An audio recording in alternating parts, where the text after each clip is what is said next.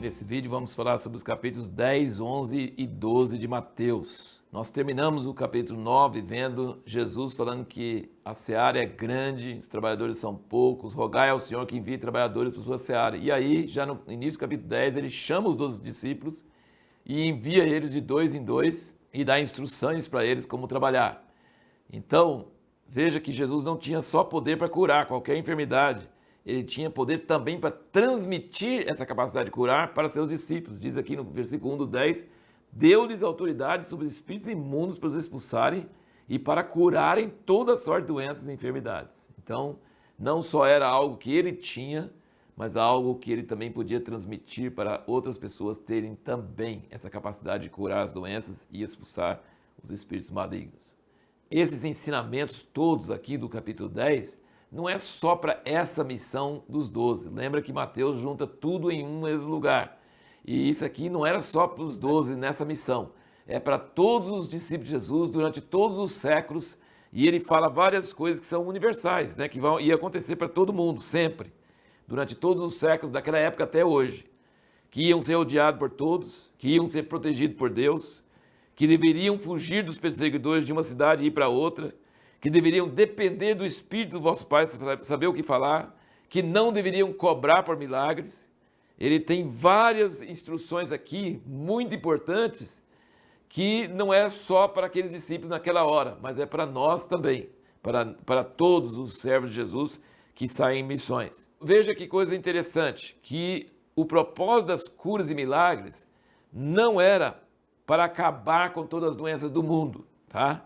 Não era só para a cura em si, mas aqui no capítulo 10, versículo 7, ele diz, indo pregai. Então a coisa mais importante não é curai, a coisa mais importante é pregai, dizendo, é chegado o reino dos céus. Curai os enfermos, ressuscitai os mortos, limpai os leprosos, expulsar os demônios, de graça recebeste, de graça dai. Então, para que servia as curas? Para chamar a atenção à mensagem. A mensagem é o evangelho do reino de Deus, as boas novas do reino de Deus, que Deus está chegando com o seu reino e você precisa se preparar para participar desse reino. E para isso eles curavam, para provar que a mensagem deles não era conversa fiada. Versículo 14, ele fala, e se ninguém vos receber nem ouvir as vossas palavras, saindo daquela casa ou daquela cidade, sacudi o pó dos vossos pés. Então o importante não era ser curado, e curado é importante, mas a cura é para que as pessoas recebessem e ouvissem as palavras. O capítulo 9, 35, ele percorria as cidades e aldeias, ensinando as sinagogas, pregando o evangelho do reino e curando toda sorte de doenças e enfermidades.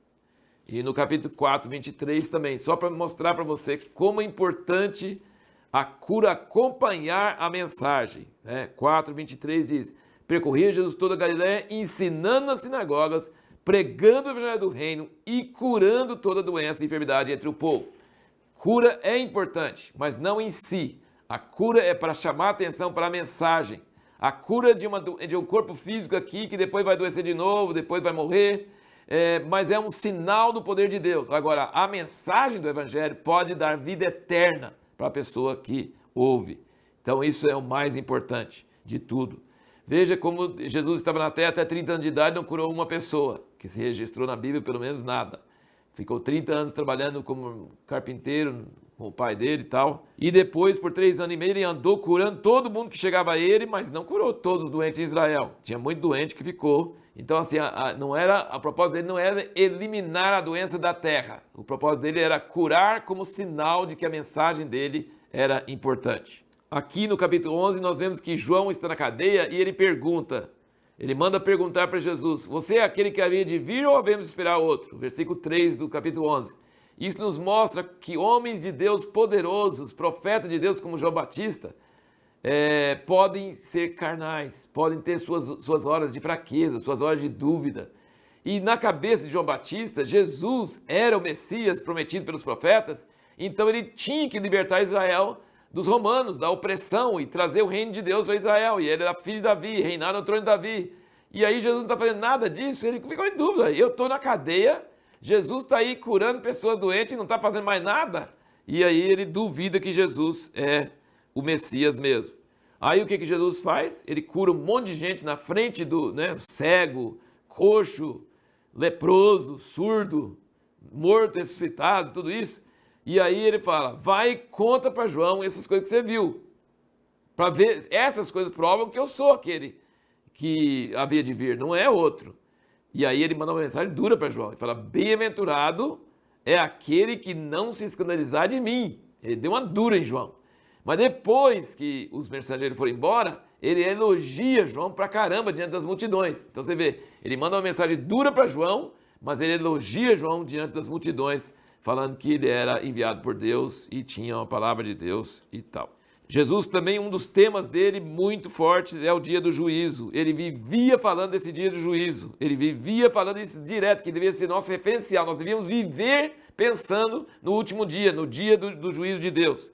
Aqui, por exemplo, vamos só ver aqui no 10:15, fala, em verdade vos digo que no dia do juízo haverá menos rigor para a terra de Sodoma e Gomorra do que para aquela cidade. No capítulo 11, versículo 22, ele diz, contudo eu vos digo que para Tiro e Sidom haverá menos rigor no dia do juízo do que para vós. No versículo 24 ele diz, contudo eu vos digo que no dia de juízo haverá menos rigor para a terra de Sodoma do que para ti. E no 12, versículo 36, ele diz, digo-vos, pois, que de toda palavra fútil que os homens disserem, hão de dar conta no dia do juízo. E 41, os ninivitas se levantarão no juízo com essa geração e a condenarão, porque se arrependeram com a pregação de Jonas. E versículo 42, a rainha do sul se levantará no juízo com essa geração e a condenará. Então Jesus vivia falando do dia do juízo. Tem vários lugares que ele fala também que ele vai vir na glória do Pai com os anjos. Então, se você lê o Evangelho sem estar com preconceito nenhum e só querendo entender, por exemplo, o 10:32, todo aquele que me confessar diante dos homens, também eu confessarei diante de meu Pai que está nos céus. Mas qualquer que me negar diante dos homens, também eu negarei diante de meu Pai que está nos céus. Ele vive falando que tudo que nós fazemos aqui na terra tem que ser com essa perspectiva. Eu estou preparando para o dia do juízo, eu quero estar em ordem com Deus para o dia do juízo. Duas vezes ele cita uma passagem de Oséias. Olha aqui no capítulo 9, 13, ele diz, em relação a ele ficar comendo com os publicanos e pecadores, ele diz, e depois e aprender o que significa misericórdia quero e não sacrifício. Essa misericórdia aqui em Mateus é grego, né? Mas lá a passagem de Oséias recede. Misericórdia quero, recede eu quero e não sacrifícios. Isso é Oséias 6:6, tá? E novamente no capítulo 12, quando eles estão criticando ele porque ele não guarda o sábado, ele fala, 12, versículo 7, mas se vós soubesse o que significa misericórdia quero e não sacrifícios, não condenarias os inocentes, porque o Filho do Homem até do sábado é Senhor. Então ele cita duas vezes esse versículo de Oséias 6:6, misericórdia ou recede eu quero e não sacrifícios. É muito importante entender essa ênfase que ele está dando para isso. E tem uma passagem assim, maravilhosa, que é aqui no capítulo 11, versículo 28, vou até ler aqui. Vinde a mim todos que estáis cansados e oprimidos, e eu vos aliviarei. Tomai sobre vós o meu jugo e aprendei de mim, que sou manso e humilde de coração, e achareis descanso para as vossas almas, porque o meu jugo é suave e o meu fardo é leve. Então ele está falando sobre descanso. Ele está falando que de todo jeito você vai levar um jugo. Se não tiver o jugo de Jesus, vai ter um jugo pesado. E ele pede para todas as pessoas cansadas chegar a ele e tomar o jugo dele. Então, jugo de ou jugo do mundo ou jugo de Jesus, um ou outro. Não tem jeito de ter descanso e não ter jugo nenhum.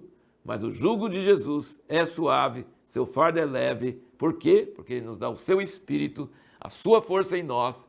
E aí nós não precisamos viver cansados ou cheios de estresse.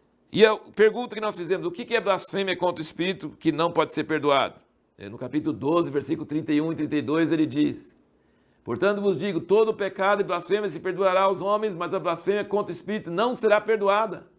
Se alguém disser alguma palavra contra o Filho do Homem, isso lhe será perdoado. Mas se alguém falar contra o Espírito Santo, não lhe será perdoado nem neste mundo, nem no vindouro.